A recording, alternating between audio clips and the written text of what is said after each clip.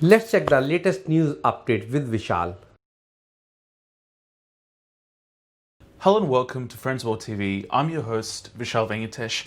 And the news this week has been very intense and a lot has been happening, especially with America and Donald Trump in particular. We've seen the Trump-Biden debate, which is very unorthodox to say the least. And Trump has also tested positive to COVID-19 along with First Lady Melania Trump. But let's get through the headlines to really unpack the news.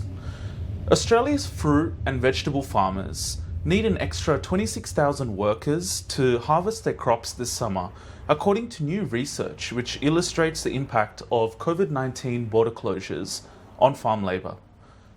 Darwin University has cut 77 jobs, cancelling 19 courses in the merger stage of vocational and higher education.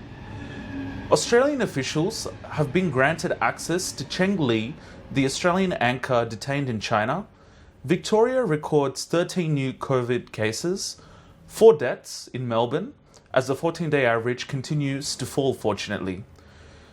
Cardinal Pell, who is accused of sexual offences against children, arrives at Rome's Leonardo da Vinci Airport. A Chinese woman given death sentence for poisoning 25 kindergarten children. Meghan Markle and Prince Harry lose the bid against the biography Finding Freedom being used in mail on a Sunday privacy case. Serena Williams pulls out of French Open with the Achilles injury, and Boris Johnson apologises for incorrect advice as the UK records the highest daily number of coronavirus cases. The ASX loses tens of billions of dollars after the chaotic first presidential debate between Donald Trump and Vice President Joe Biden. Kuwait ruler Sheikh Sabah Al-Ahmed Al-Sabah dies at the age of 91. And the New Zealand COVID-19 travel bubble with Australia could be possible before the end of this year. India hits 6 million COVID-19 cases, but experts fear that the number is much more in the future. And Donald Trump and Melania Trump test positive to COVID-19. But first to the agricultural demand update. Australia's fruit and vegetable farmers need an extra 26,000 workers to harvest their crops this summer, according to new research illustrating the impact of COVID-19 border closures on farm labour.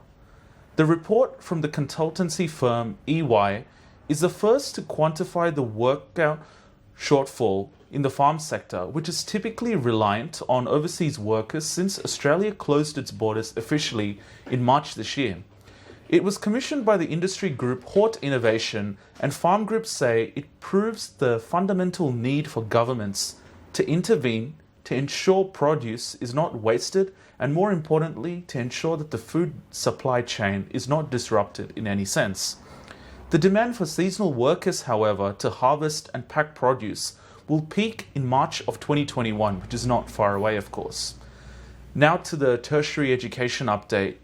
Darwin University has revealed plans to cut 77 jobs, which is 5% of its workforce, in a merger of vocational and higher education VET that could save the institution close to $10 million. Staff at this university were told about the proposed change just last Tuesday afternoon, including a plan to cut 19 VET courses. The scrapped courses include certificates in community night patrol, hospitality, and business administration. The university's Deputy Vice-Chancellor Meredith Parry said 2 independent reports have found the VET structure was financially unsustainable.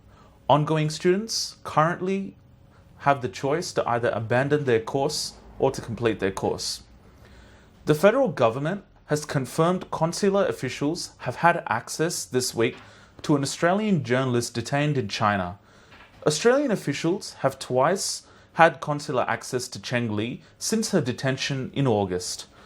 Chinese authorities have accused Cheng Li of endangering national security, but it is not exactly known where the journalist is being detained at the moment in terms of the location. The Victorian government will aim to test a quarter of workers in high-risk industries for COVID-19 each week, as Premier Daniel Andrews defends the pace of the state's roadmap out of the restrictions. Metropolitan Melbourne's 14-day average has dropped to 16.4 and regional Victoria is now at 0.3. Viral fragments of coronavirus have been detected in the wastewater at Anglesea on Great Ocean Road. 2 of the 4 deaths recorded overnight were linked to aged care scenarios.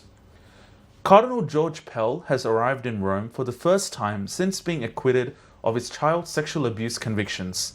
The 79-year-old arrived at Rome's Leonardo da Vinci Airport wearing a surgical mask and was picked up in the car without Vatican license plates. It is his first visit back to Rome after he took leave of absence back in 2017 to face historical sexual abuse charges stemming from his time as the Archbishop of Melbourne.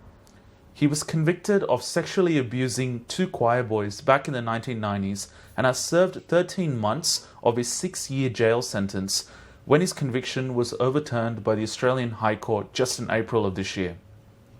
A Chinese kindergarten teacher who poisoned 25 children, killing 1, has been sentenced to death by a central Chinese court.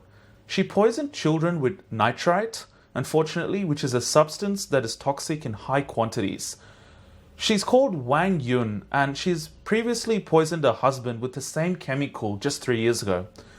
The court has also ordered the kindergarten's manager to provide compensation. Meghan Markle, Duchess of Sussex, has lost the latest skirmish in a privacy lawsuit against a British tabloid newspaper after London's High Court ruled the paper could amend its case to include details from a recently published biography. The Mail on Sunday published extracts of a letter Meghan sent her estranged father. The Duchess of Sussex sued the newspaper, saying it breached her privacy.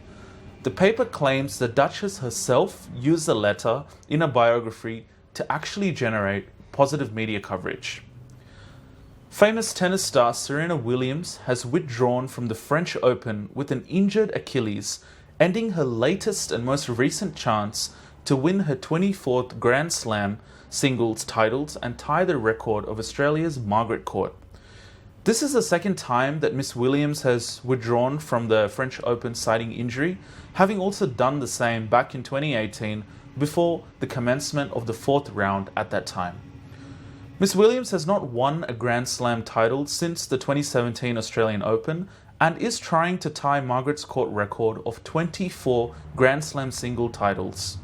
The American withdrew from a second round match with Tivestana Purkawana due to the Achilles heel injury, which she says is very severe. The British Prime Minister Boris Johnson has been forced to apologise and correct himself after he gave out incorrect and, more importantly, inaccurate information on social distancing as the UK recorded its highest daily number of coronavirus cases since the pandemic actually begun. Mr. Johnson has apologised that he misspoke when asked to clarify the new restrictions in northeast England. Different households in the region are banned from meeting indoors, but Mr. Johnson told them the complete opposite. The UK has recorded its highest ever daily number of new coronavirus cases. Australian shares have fallen sharply as investor concerns about the US presidential election were heightened after a tense presidential debate, which was marked by a number of interruptions and also insults. The ASX 200 fell by 4% in September. The market's worst case scenario is a disputed US election result, and a weaker greenback happened to have boosted the Australian dollar and also the gold prices. Kuwait's 91-year-old Emir Sheikh Sabah Ahmed El Sabah has died. He was aged 91.